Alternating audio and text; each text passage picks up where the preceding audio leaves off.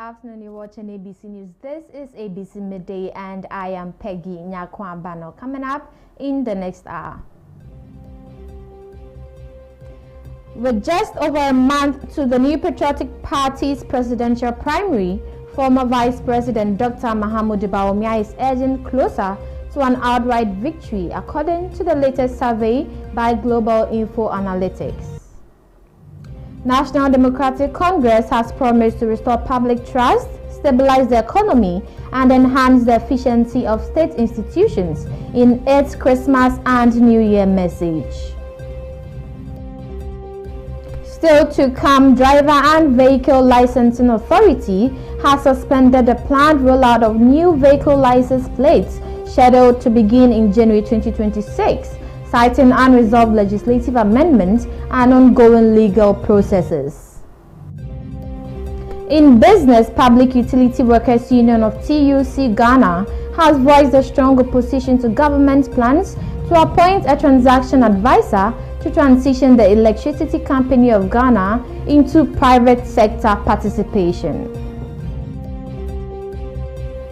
On the international front, Ukraine's President Volodymyr Zelensky has indicated a potential withdrawal of Ukrainian troops from the east that Moscow has demanded as part of the ceasefire plan.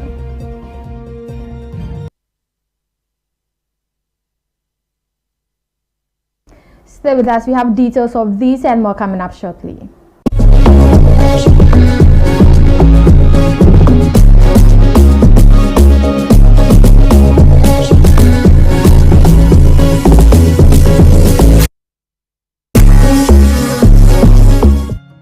So, Mommy, who is going to do my day jollof? Oh, Kwame.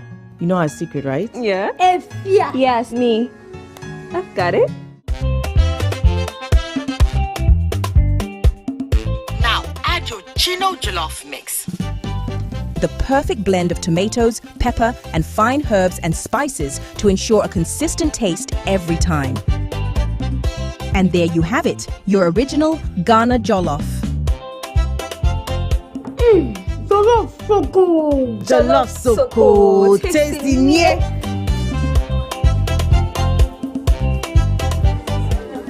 What is going on here?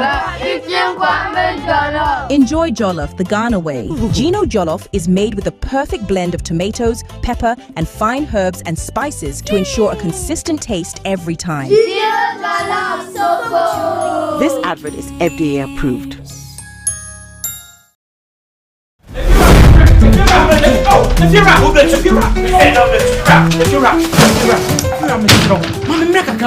Rent back with the beer open.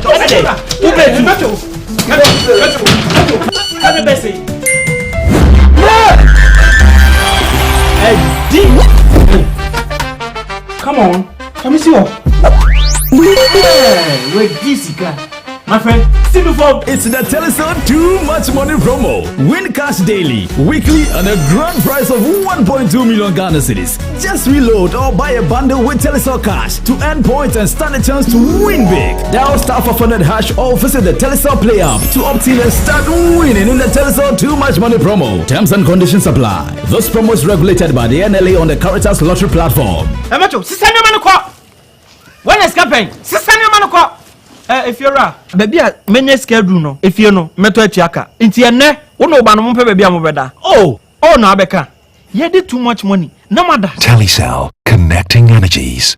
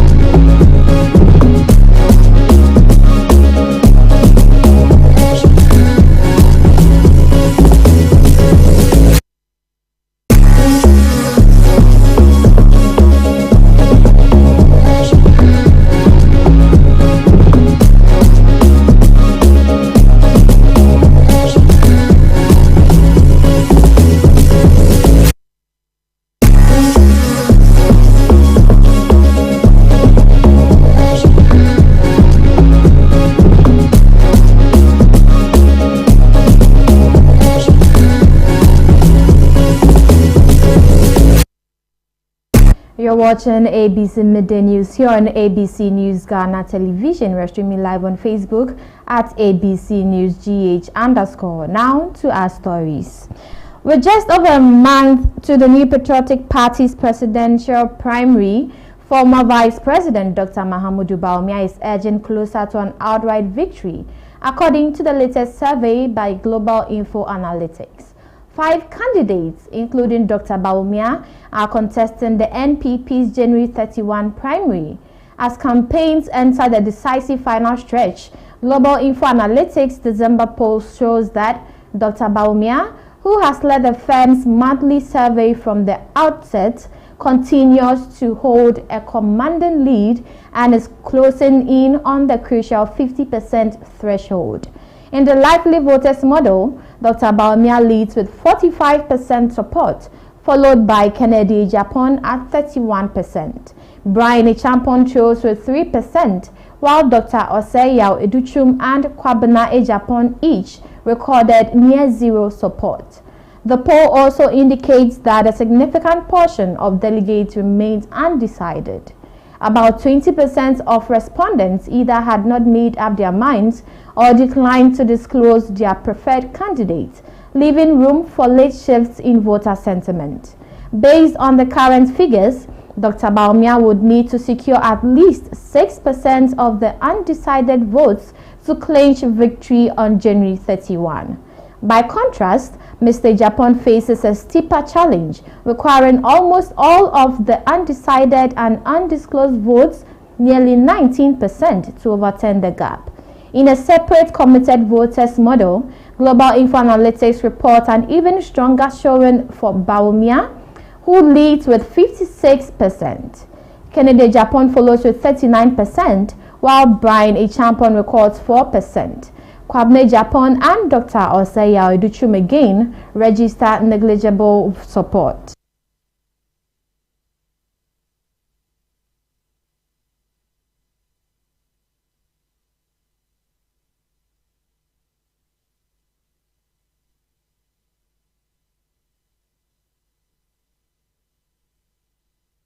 Joining us on the line to have further conversations on this is Senior Analyst at Global Info Analytics, Salam Nsia. Good afternoon, Tenny. Welcome to ABC Midday News. Hi, good afternoon. Thanks for having me. Right. Now, your latest poll suggests Dr. Bawumia is close to an outright first-round victory. What key factors could be driving his consistent lead across all your surveys? Yeah, I think the key factor is that those who say repeating the candidates again will be helpful is still high. Even though it's dropped from 59 to 50, it is still showing that people want to give him a second chance. So that's how come he's still in the lead, even though it's narrowing, but it's still pretty comfortable. Now, we are seeing that Ken is now in the range of 31. What could have accounted for this jump, and could that also influence further increase in subsequent surveys? Yeah, it's possible. We realize that he's increased in, I think he's narrowed, he's increased by at least an average of 5 points in Ashanti, Central, Volta. So the biggest regions is improved. So that's what has boosted his gains of 13 points. And of course, the undecided is now 20. But as you said, he needs to get all of them to be able to go over the threshold, which is very tough to do. Unless, of course, he can also draw out some Bawumia voters to his side. So as it stands now, it might narrow, but it's still advantage former Vice President Bawumia. Right. Should the Bawumia camp be alarmed? Yeah, they shouldn't rest on their oars, because it looks like, because Ken has gained 13% of the undecided and undisclosed, it looks like maybe he's surging there. So they should make sure they make the case about why repeating a candidate might be helpful, because it looks like that one is boosting his numbers. If they become complacent, they could be surprised in January. All right. Now, in your report, we saw likely voters model and committed voters model. Can you explain this to us? What is the differences? Okay, so the likely voter model is a registered voters plus undecided, neglecting those who said they will not vote.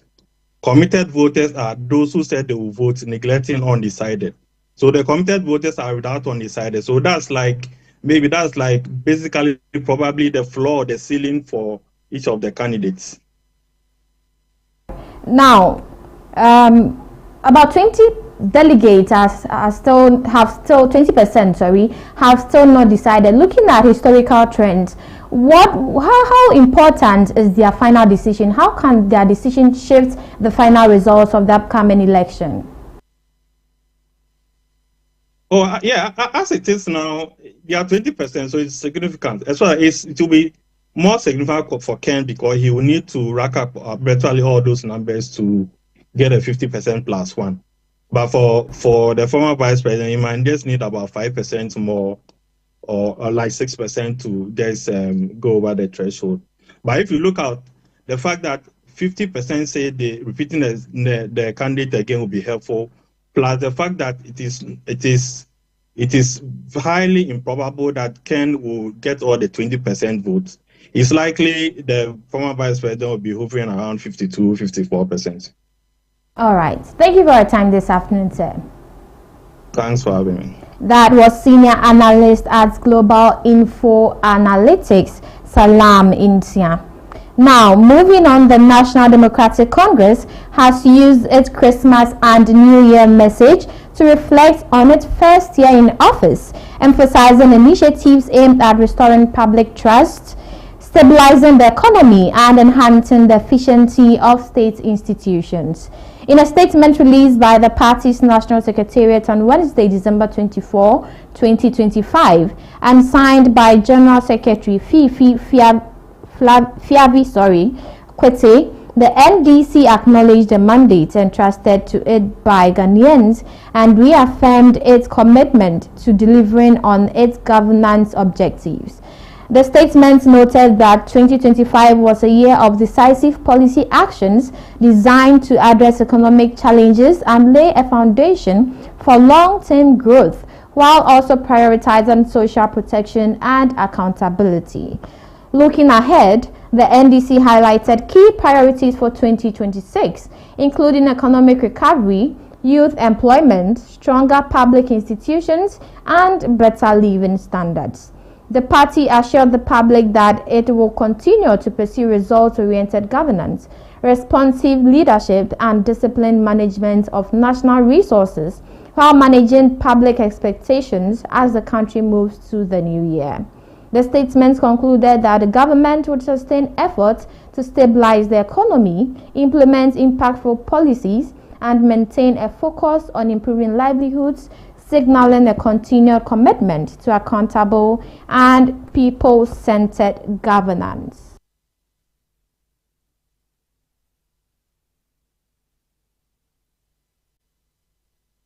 Joining us on the line to have further conversations on this is the Deputy Director of Elections and IT for the NDC, Tanko Rashid Computer. Good afternoon, Tenny. Welcome to ABC Midday News. Good afternoon. Let me say good afternoon to you and your cherished listeners and viewers. Right. Merry Christmas to you too. Same to you. And right. I also wish your station a happy, prosperous new year. Thank you. Thank you. You very will much. have an exciting time to operate. Now, you are saying your first year in office focused on restoring public trust and stabilizing the economy. What concrete actions best demonstrate this renewed trust? Of course, we came and met an economy which was terrible, very bad, a junk economy. We inherited an economy that was described as a very junk, Bola economy. And everything was in disarray in this country. And so we needed to arrest the situation, stabilize the economy, bring public confidence back to governance, and then to restore that credibility Ghana used to enjoy in the international circle. And that is what we achieved this year. We did just that. We ended the year with a single digit, unprecedented, a really new government coming in with this large number of criminal activities perpetrated against the good people of Ghana, and yet we're able to stabilize the economy, foreign donors. In fact, look at the big push alone. Government awarded almost $5 billion worth of projects and with a borrowing persuade from the international community. That tells you that we're doing something fantastic. All right. Now, which policies do you believe have had the most impact on Ghanaians within these months? A lot. One of the biggest one was the cutting of the ministries and the ministers. So as we speak now, you know that we are operating 58 ministers. We promised 60. We did the 60. Unfortunately, we lost 2. And we are operating 68. It has brought back a lot of stabilization into the economy and a lot of confidence into the economy. Look at the monetary policy as well as the fiscal policy, what it has done to the economy. Go there, currently as we speak now, I'm told there's stampede at a Makonla market and other markets in Accra because prices of goods has come down drastically. And it's just because prudent management of the economy. There's a close collaboration between monetary and fiscal policies, Bank of Ghana and then finance ministry. Close collaboration, working closely to stabilize the economy. And that is why a lot of people are trooping to the markets to buy goods for their Christmas and New Year celebration. These are impactful policies government has rolled out, and it's helping the economy. Now, Ghanaians are still waiting for the implementation of the full implementation of some policies, one of which is the 24-hour economy. What is your party doing to ensure its full implementation in the coming year? It's a process. It's not an event. The 24-hour economy is a process. Government has started the process. If you look at the budget as read by the finance minister, a lot of things have been put in there. Some funding has been made allocated to that secretariat to roll it out. It's a process. And I can assure you, next year, a lot of government agencies are going to drop into the 24-hour economy. DVL has started. They have started. Go to Ghana Ports and Harbour Authority. They are doing 24-hour economy. People are not clearing their goods every hour you go there. They are operating. So it's a process. Now, another issue is unemployment. Ghanaians are crying out for employment, especially during this government. You are under the communications ministry. What are you doing to ensure that Ghanaians know that you're working to provide them with jobs in the coming years? Of course, if you look at the budget as read, we are promising almost 800,000 jobs. These are sustainable jobs that are going to be created in the shortest possible time. A lot of jobs are going to be created in the ensuing year that we are going. A lot of jobs. We have done fantastic this year. We've managed to stabilize the economy and they open up the space for most jobs to be created for the youth. Some have gotten, some are yet to be taken on board.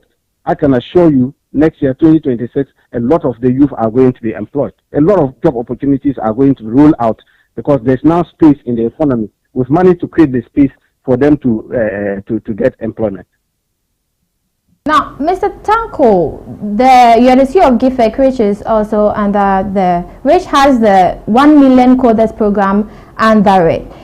Earlier this year, your party launched this program, but your government, launched this program, but we haven't really heard much about it again. What is the status of this 1 million coders program? Well, the 1 million coder is under the Ministry of Communication, Digital Technology and Innovation, being led by Honorable Sam George. I can assure you, after it was launched, we successfully rolled out, passed out about 290 Ghanaians who were used for the pilot project of the 1 million coders. As we speak now, about 20,000 laptops have been procured for the 1 million coders, for the nationwide rollout. We are renovating our CICs, we call them Community Information Centers, where we are going to use it as the centers for the training of these youth who want to have the digital skills.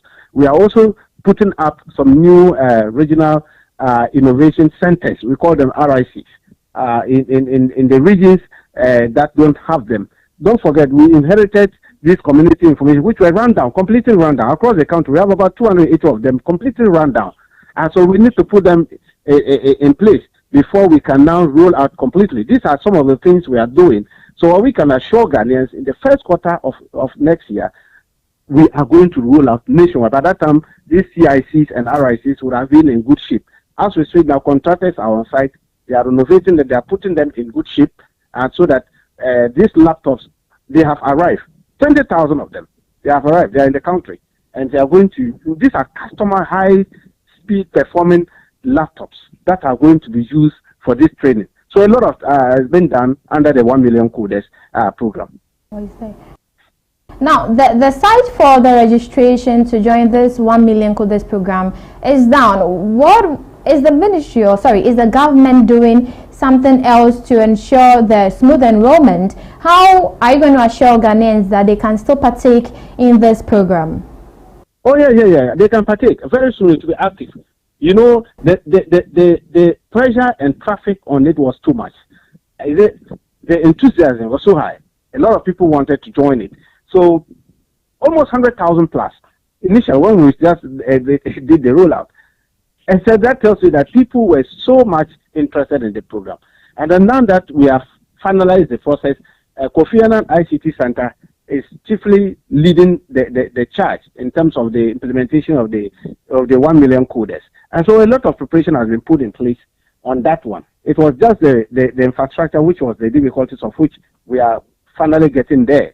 As soon as we solve the infrastructure problem, then the program can kickstart. Thank you for your time this afternoon, sir. I'm grateful. That was the Deputy Director of Elections and IT for the NDC, Tanko Rashid Computer.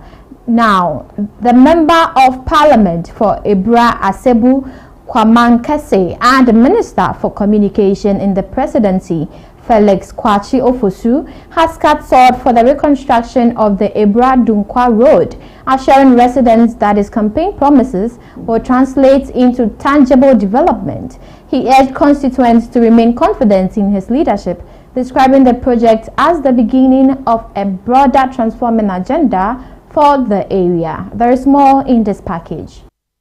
At a sword cutting ceremony to commence reconstruction of the Ebra-Dunkwa Road, the MP described the project as a major step toward improving transportation and development in the constituency. The 19-kilometer stretch links about 15 communities and also serves as an alternative route for travelers. Felix Kwachi Ofosu said fixing deplorable roads remains a top priority and pledged that major feeder roads in the constituency will be completed within his 4-year term. He also outlined plans to upgrade health facilities with modern equipment and construct a 24-hour market center to boost local trade. Rose Minister, Mama ine bien ine basamba na moko wona de ye no kwan biara do wade ye na moko yen mema wa aswete de ekwa na odikan oye abrodu kwa town roads oye 6 kilometers auto de bien ye mankasa mu krom abakrampa oye abakrampa junction to abakrampa ntiemfa no ya abakrampa town roads.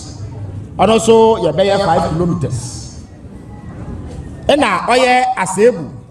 The district chief executive for Ebra Asebu Kwamankese, Daniel Mensah Wadi, reaffirmed the assembly's commitment to supporting the MP's development agenda, urging residents to remain confident in the administration. MP for Ebra Asebu Kwamankese Hena bro kuno hena sebu kuno yepa banka sebu kuno obotu no mo politicians za ofa na kwano iyi ma bira mbeye DC you know makano wobosha yede share Ebra Asebu Kwamankese mensini nara anchana kra no wasab there adomere ya adomere.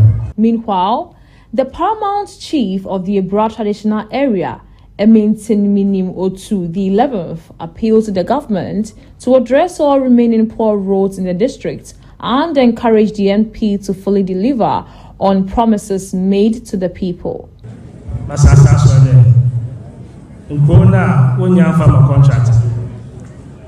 Assembly in the grader, the other machines. We bring it down and sand, so we put up the Shantakwa, the Kukui, Banu, Zoko, Abojaba Room, Sandoko, answer from the Kukui Ayadu. Assassin the room, Abba and Sana, Abraham for the soul. So when you In more news, the Minister for Communication, Digital Technology and Innovation, Sam George, has announced the arrest of 48 suspected cybercrime operatives in the coordinated intelligence-led operation in Dowenya Ningo Prampram constituency. In a Facebook post on Wednesday, December 24, 2025, Sam George said the operation, carried out at night, was led by the Cyber Security Authority in collaboration with the National Security and the Ghana Police Service. He noted that the suspects, believed to be Nigerian nationals, included 46 males and 2 females. Preliminary interrogations linked them to various cyber-related criminal activities, including romance scams, online investment fraud, impersonation schemes, and illicit online gold trading. Items seized during the operation included 54 laptops, 39 mobile phones, 1 Starlink internet device, and 8 MTN TurboNet routers. Once again, we have struck at the heart of cybercrime operations within our beloved homeland, Mr. George said. We are committed to carrying out intelligence-led surgical strikes against these crime syndicates to ensure that we rid our cyber ecosystem of these criminals.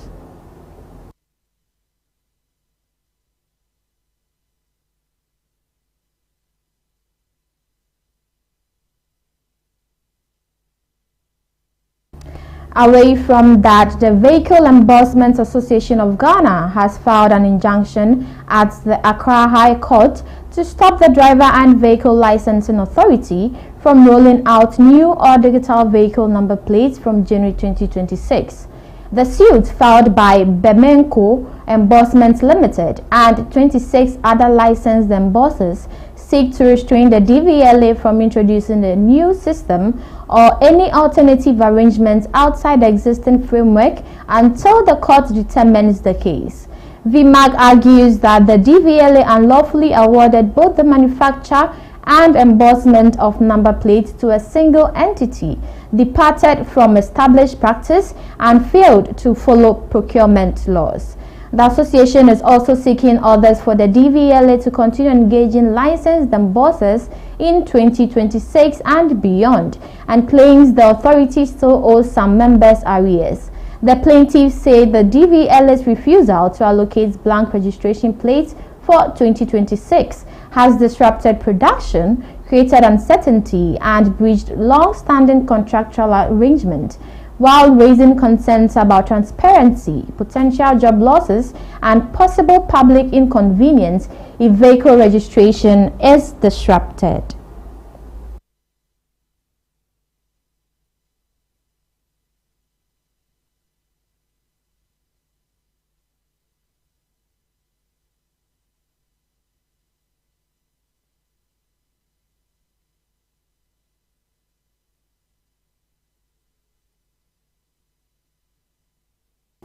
Meanwhile, the Driver and Vehicle Licensing Authority has suspended the planned rollout of new vehicle license plates scheduled to begin in January 2026, citing unresolved legislative amendments and ongoing legal processes.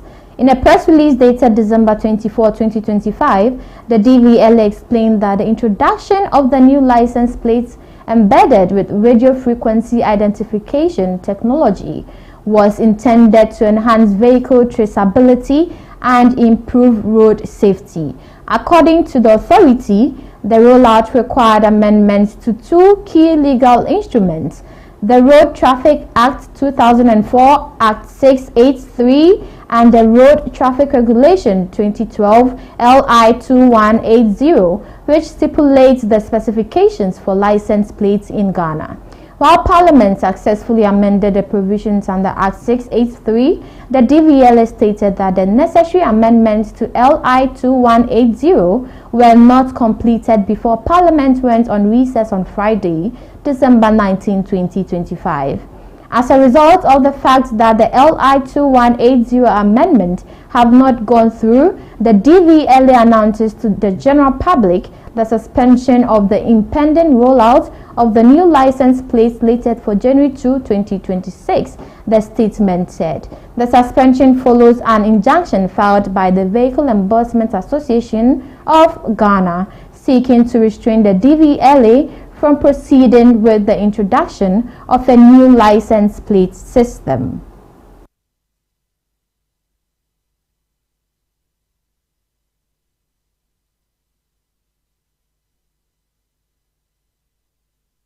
Engaged Stephen Atto, the Acting Director of Corporate Affairs for DVLA. Good afternoon, sir, and welcome to ABC Midday News. Hello, sir. Hello. Yes, I'm able to hear you. Good afternoon. Good afternoon. Now, we understand VMAG has filed an injunction to restrain the DVLA over the planned new number plate rollout. Is this part of the reason for your suspension of the number plate rollout? This decision we have arrived at has nothing to do with the party. Okay, so what does? We were very clear. We needed to have two legislative instruments going through Parliament. DVLA has guided our activities in terms of vehicle registration and licensing of drivers. Is regulated by the Road Traffic Act and again by the Road Traffic Regulations. Fortunately, when the Minister lead the amendment to the Road Traffic Act, it went through under a certificate of agency, so Parliament had granted those amendments. But then there were specific amendments that needs to be done. In fact, when you pick the current existing LI 2180 regulation 10 spells out specifically what should be embossed on a license plate. So every vehicle plate you see on a vehicle, everything that you see on it is spelled out in the LI, existing LI. The new plate we seek to introduce will come with other features, and we need to have that LI amended to equally contain the new features that we want to bring onto the plate. That is what has not been successful before Parliament went on recess, and obviously there's no way we could have carried it out if we don't have the legal backing, and that is the reason for the suspension. So currently, the LI was laid in Parliament, but it needs 21 sitting days to mature. It did not secure the 21 sitting days before Parliament went on recess, and that is the reason for the suspension that we've done. It has nothing to do with any legal process anywhere about or against DVLA. All right. Now, are you ready technically and logistically to roll out the radio frequency identification embedded license plates once approvals are secured? Yes, once the legislative approvals are done, DVLA will roll it out. Again, let me also use this opportunity to engage your viewers and listeners as to the way forward as we speak. We have given out DP stickers to vehicles that have been imported into the country. Naturally, those stickers are valid for 14 days, but because of this exercise, we've decided to extend it. The deadline to it will be announced in due course. In addition, for anybody who has a vehicle, a DV plate embossed on the vehicle, that person also has the extension to continue to use it until such a time that we announce a closure to it. And then for those who may have vehicles and for which reason, for one reason or the other, they may require to register because, for instance, maybe there's an issue having to do with ownership. The car has been funded by an institution and you need to secure title to it and all of that. They can still walk into any of our regional offices. They'll be registered under the existing regime so that they can have that exercise gone through. But again, they will also fall within the existing vehicles which are containing the existing number plating system, such that when we roll out the new license regime, they will be required within a certain stipulated time to revisit DVLA offices to acquire the new license plates. So now, what safeguards are in place to prevent confusion or abuse during the transition period? So what we seek to do, for instance, okay, let me put this across. For anybody who had a vehicle which was not or which was registered before the year 2023, DVLA had introduced a system that allows for any such vehicle owners to register their vehicles onto a digital platform, which is what we call the onboarding. So if you have a vehicle that you registered before 2023, you are supposed to have come for us to onboard you. What happens is that that regime grants you a title to your vehicle because you have a title and then you have a smart card which converts your document that naturally would have been on a file onto a card, and that gives you the ownership to that vehicle. Aside that, we would enroll and we will make available platforms that allows individuals to go in and pre-register and go through an exercise, and then we can schedule them, we give them appointments that they can access our office and come for registration. So we put in measures to have a seamless exercise so we don't go through congestions at our offices, that we can assure you. Now, finally, in hindsight, do you believe the rollout announcement was premature given the unresolved legislative and legal issues? We don't have any unresolved legal issue as we speak. The maturity of the law is what has prevented us from running the new plate. Otherwise, we were ready to roll it out and to start the new registration exercises that we anticipated. But DVLA is a legal institution, it's a law-abiding institution. And because we are bound by the law and everything we do is spelled out in the law, even if we make proposals, we need the law to back us. And that is why we have to pull our brakes, waiting, pending that legal or that legislative requirement. And once that is done, we are good to go. Right, but couldn't you have waited for the LI to mature before rolling out this new system? So we are not rolling any new system out. You see, one thing we need to understand is that working to roll out a system takes a whole process. We have to bring the public up to speed with what we anticipated for the year 2026. And every step we have taken along the way, through designs, through ensuring that we engage everybody that needs to be engaged. All those things have to be done. We don't need to wait for an LI to be done before that is done. And in fact, that discussion is even what helps us to know if we are making amendments to the LI, what exactly should go into the LI. And that's what we've been doing all along. The discussion has gone far.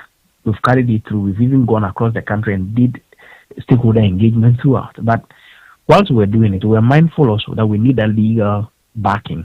And because we're not successful with the legal backing, we have to suspend the targeted date of 2nd January. It doesn't mean that we will not come back to roll out the new license plate once we get the legal backing done for us. All right. Thank you for your time this afternoon, sir. Thank you, too. That was the acting director of corporate affairs for DVLA, Stephen Atto. Now, away from that, management of the Kolebu Teaching Hospital has announced plans to conduct a mass burial of unclaimed, unknown, and unidentified bodies at its mortuary. In a statement issued for immediate release, management explained that the hospital mortuary is currently congested and has reached full capacity. The management of Kolebu Teaching Hospital wishes to inform the general public that the hospital mortuary is currently congested and has reached full capacity. As a result, management will conduct a mass burial of all unclaimed, unknown, and unidentified bodies in the mortuary, the statement said. Now, the release entreated relatives, next of kin, or any persons with an interest in any of the bodies to contact the management of Kolebu Teaching Hospital within 21 days of notice or on or before January 18, 2026 to make the necessary arrangements. According to the hospital, its records indicates that about 320 unclaimed bodies are expected to be included in the exercise. The hospital management noted that any bodies remaining unclaimed after the deadline will be buried in accordance with approved procedures and relevant regulations.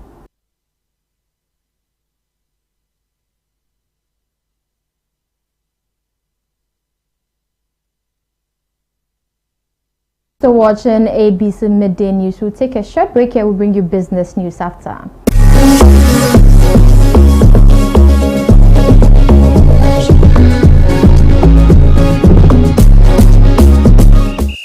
Playing for your country, easy. Scoring, easy. Winning, easy. You know what be easy now? Kivo 4-in-1 Gary mix. Aye easy. It gets everything inside. Gary, creamer, sugar, roasted groundnuts. Just add water. Sharp my soakings make ready. Taste and energy. Made easy. I'm a match winner, but the real champion is Kivo 4-in-1 Gary mix. Champion taste. Also available strawberry, coconut, and chocomore. This advert is FDA approved. Magic pepper and onion, a delicious tomato mix with tomato, pepper and onion. No grinding, no blending. Ya yen da da da. So pa mediane no abin. Come on, Gino, do your magic. And papa no kunu abefi.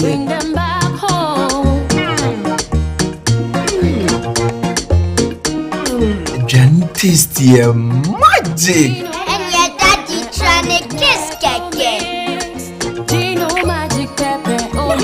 Gino Magic Pepper and Onion. The magic that brings them home. This advert is FDA approved.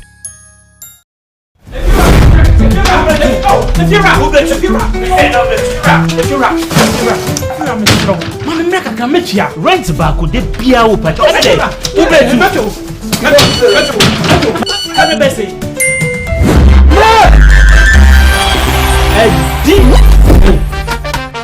Come on, let me see what. Wait, this guy.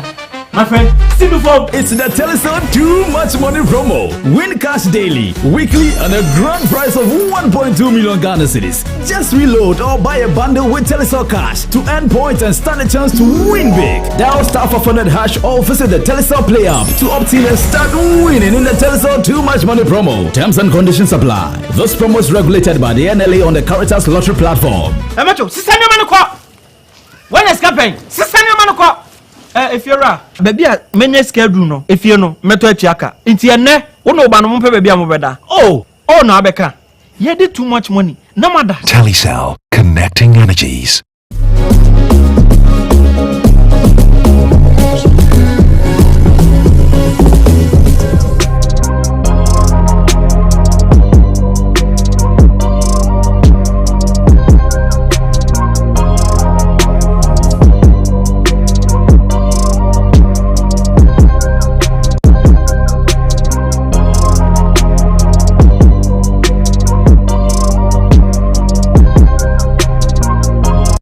Back from the break, you're still watching ABC Midday News here on ABC News Ghana Television. We're streaming live on Facebook at ABC News GH_. Now, in the world of business, the Public Utility Workers Union of TUC Ghana has expressed strong opposition to the government's plan to appoint a transaction advisor to transition the Electricity Company of Ghana into private sector participation.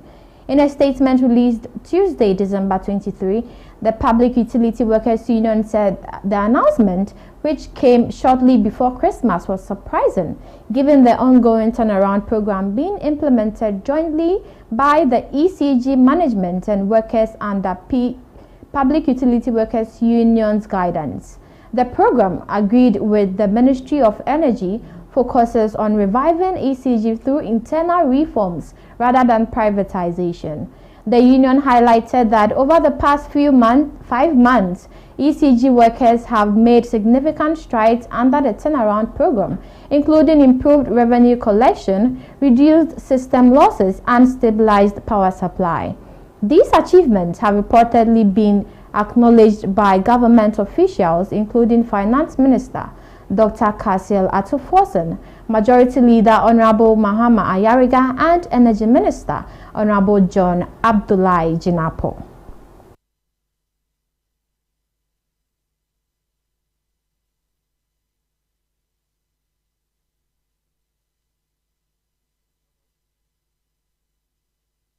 Joining us on the line is the General Secretary of Public Utility Workers Union, Timothy Nyame, to have further conversations on this. Good afternoon, and welcome to ABC Midday News. Thank you very much, and one greeting to your listeners and viewers. Right. Now, why are you objecting the government's decision to appoint a transaction advisor toward private sector participation with regards to the ECG? Okay, thank you very much. And as you can recall, early this year, this issue came up, and which the Public Utility Workers Union and TUC jointly asked the government, stated our position to government that leaving ECG in the hands of Ghanaians is better than giving it out in the name of a private sector. Between that time and now, government gave us opportunity to also play our role when he appointed the managing director and the board of directors. And as you can just see, observe, this intermittent power outages has ceased, and you can also see the recorded revenue performance of the company. Those problems that used to be there are not there. So what we said and what we told government is something that we have achieved or we are working on. So we see no reason why they have to appoint a transition advisor to come and advise government on how to operate ECG. Because I earlier on said the workers of ECG have the competencies that it takes. You will need a direction, and which His Excellency the President has appointed the managing director and the board of directors. And you can see the performance of the team that they have put in place. What else do you need? What else do you need that you need a transition advisor to come and advise government on private sector participation? That's all we have. We take a session to, and we are sending a caution to government that you don't need any transition advisor to come and advise on how to run a state institution like ECG. We have stated that ECG is a strategic national asset that should not be left in the hands of any individual, but it should be a national asset. You put management in place. You put giving the KPI for them to deliver. When they don't deliver, you sanction them. And you can just recall that the managing director, Engineer Kwena, has won several awards. He has won several commendations. I heard you talking about the Honorable Minister for Finance when he made a presentation in Parliament. Also, the majority leader when he commended ECG. And you can also attest to it that power has been stable. Losses have reduced drastically from 27 to 24. You can see within this short period. So when given the opportunity, the clear leadership, it can be able to perform. We don't need any institution to come and dictate to Ghana how to run the institution, especially institution like ECG. It is not any ordinary institution where some people can hold the country to run. We have seen several instances where these IMF conditionalities have not gone well with the countries. Just our neighboring country, Nigeria, is a point of call. A country like South Africa, I can mention several countries. So all that we are saying that government should own the institution, put leadership in place, and let them operate. I want to say that the workers of ECG have actually cooperated with government, with management, and they are working. I say any staff or any person who crosses the line is sanctioned. So that's the way it's supposed to go. So we don't need any sort of advisor to come and see any office to be dictating about the operations of ECG. They have many business. Come and shut out the business. There's a sufficient conducive business climate for them to come and invest in, but not for them to sit off any sector of the electricity. Right. I can even hear that they are trying to segment the ECG into three. That the bulk from the takeoff ECG should be divided into three for it to be made manageable. What management again do you need to do? What again is needed? When somebody is performing, you are giving him a recommendation. When somebody is working and he has given award. I rather thought that yes. Right. So is it the case that you are scared to lose your jobs? Come again. The case that you are scared to lose your jobs when the ECG is privatized. I want to put on record that the issue of job losses is not something that we are just considering. Because I'm sure privatization has been tested severally, and now we know that the IMF conditions are not even agreed for the layoff of staff. It has happened before when IMF gave conditions to Ghana Water Company and where they see about 50% of the workforce. I know that they have learned their lesson, and they are not going to do that. And there may be other means that they are also going to adopt, which we think that it is not the best. Look, electricity is a truly national asset. That should not be left in the hands of anybody. Anybody. We are thinking well for Ghanaians, not only for the workforce, but we are thinking what will actually happen, what will actually enjoy the benefit of Ghanaians. And we said what we said. We are walking the talk. When we said that they should leave the company in the hands of a government should operate. It should take off its hands from manipulation or interference. Government gave it the go ahead. There was no interference. They have seen what ECG is doing. They should just sustain that. That is all that we are calling for. Mr. Nyame, if you are not scared of losing your jobs, what other considerations have led you to stand against the implementation of a privatization or someone to take over? As a citizen of Ghana and as a leader of the union, where we have the national asset of like ECG, it's not something that we can sit down and look at it to happen. Because we have seen that in Ghana Water Company, when it was ceded off to the operators, and we saw what happened. So we have learned our lesson from it. And we are saying that, look, we have trained people, we have trained Ghanaians who are capable. The government should appoint competent people. Then those competent people should direct the affairs of the institution, and not any foreign dictate. We take exception to that. We take strong exception to that. Once we have gone around the world to where these things have been practiced, we have seen a lot of shortfall that has occurred there. We are not going to sit there and allow this thing to happen. Okay. And the owners of ECG are actually not happy as I'm talking to you. All right. Thank you for your time this afternoon, sir. Thank you very much. That was the General Secretary of Public Utility Workers Union, Timothy Nyame. And that is all for business news. Up next is Pulse with James Ohenba Makion.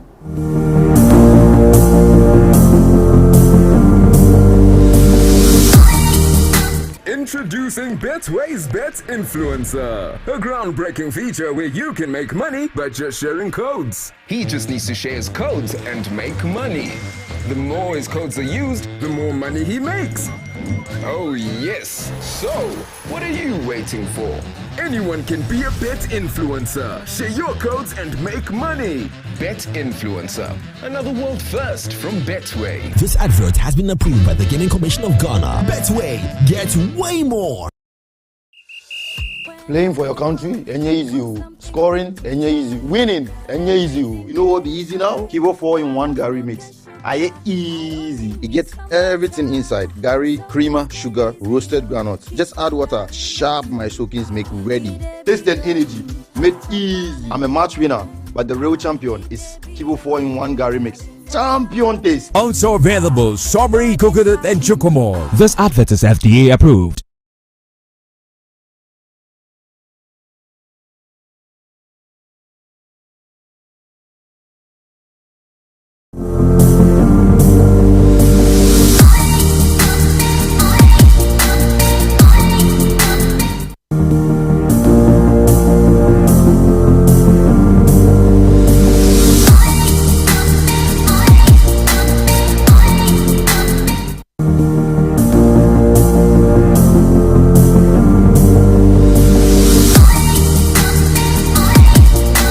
Hello, it's time for Sports on the Midday News with me, James Ohenba Makion. Let's do some club football. And Asante Kotoko head coach Abdul Karim Zito has charged his players to stay focused as they gear up for their Week 15 fixture against 11 Wonders today.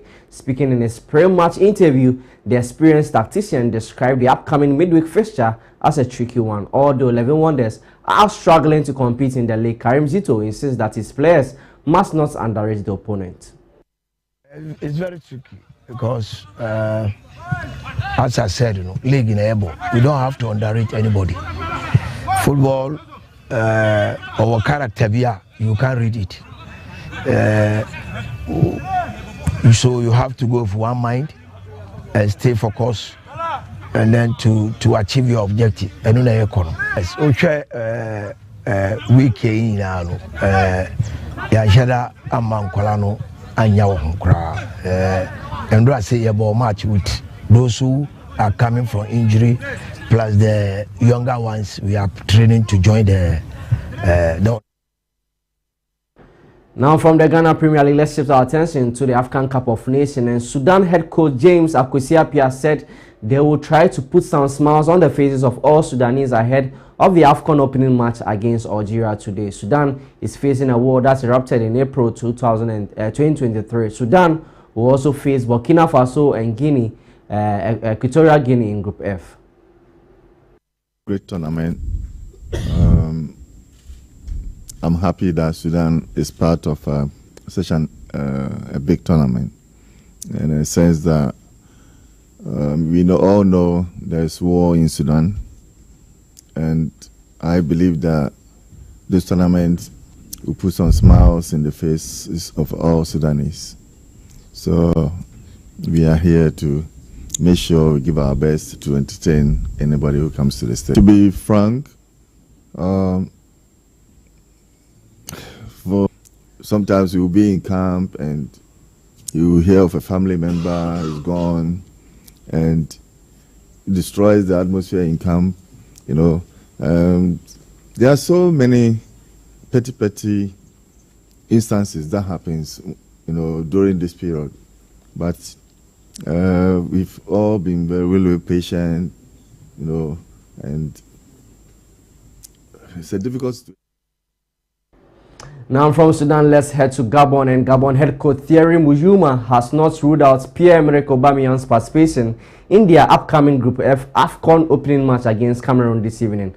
Aubameyang has some issues on his left thigh during the last Olympic Marseille Ligue 1 match and is in serious doubt to play tonight. Group F sees a tussle between defending champions Ivory Coast and five-time champion Cameroon, with Gabon and Mozambique completing the group. Last week, he had an issue in injury with Marseille. I think things going on, and then he's getting better. He arrived yesterday. He started training with us. So the main question now is, will Gabonese national team staff able to put him? That is the question. We'll see. Tomorrow we still have a training station. So it's not affecting the group in the way you are expecting. I mean, like saying that he has to start the game. No, he's a part of us. And then, as I said to your colleague, we came with 28 players. All of them are motivated to represent the country. So we are trying to find the right way to start with some of them. It can be him or another players, but so that was Gabon head coach. Remember, Burkina Faso and Equatorial Guinea are currently playing in the AFCON, and it's still goalless between the two sides. We'll bring you more on Sports World tonight. That'll be all for sports with me, James Ohinbamakion. Up next is international news.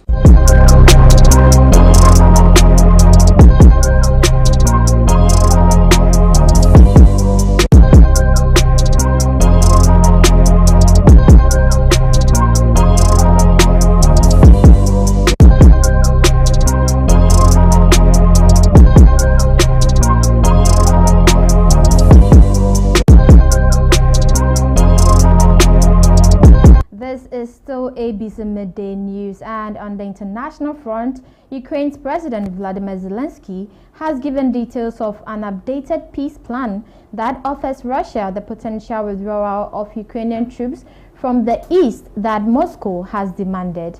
Given details of the 20-point plan agreed by U.S. and Ukrainian negotiators in Florida at the weekend, Zelensky said the Russians would respond on Wednesday once the Americans had spoken to them. Questions of Ukraine's eastern Donbass, Zelensky said a free economic zone was a potential option. He told journalists that as Ukraine was against withdrawal, U.S. negotiators were looking to establish a demilitarized zone or a free economic zone. There are two options, Zelensky said. Either the war continues or something will have to be decided regarding all potential economic zones.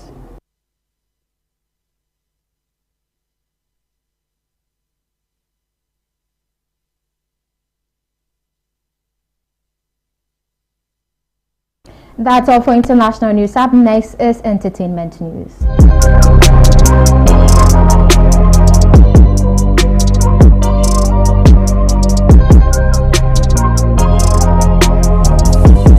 In entertainment, Ghanaian musician Kelvin Boy has survived a near-fatal accident after a vehicle reportedly lost control and veered onto the sidewalk near the back of the Center Point Mall in Accra. In a post shared on social media, the artist recounted that a driver who was reversing suddenly lost control and headed directly toward him. Kelvin Boy said he escaped death only through the swift intervention of two members of his team who quickly pulled him out of harm's way. Although he survived the accident, the singer revealed that he sustained a fractured ankle and is currently receiving medical attention. He described the experience as one of the most frightening moments of his life and expressed deep gratitude to God for sparing him. Kelvin Boy also apologized to event organizers and fans for missing scheduled performances due to the accident.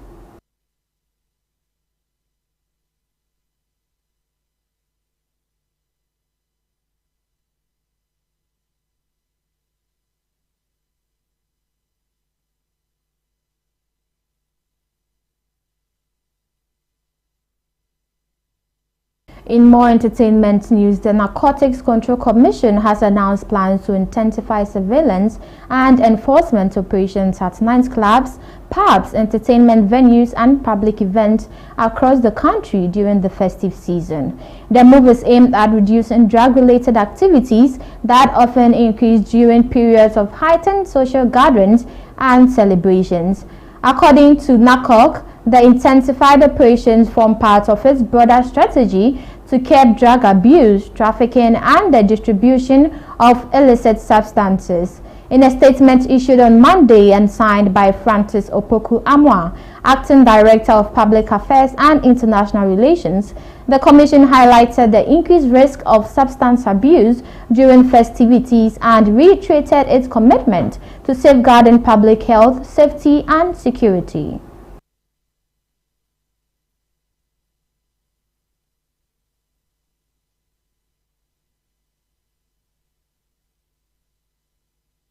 And that is all for entertainment news, and that is all for ABC Midday News here on ABC News Ghana Television. We stream live on Facebook at ABC News GH _ for more news.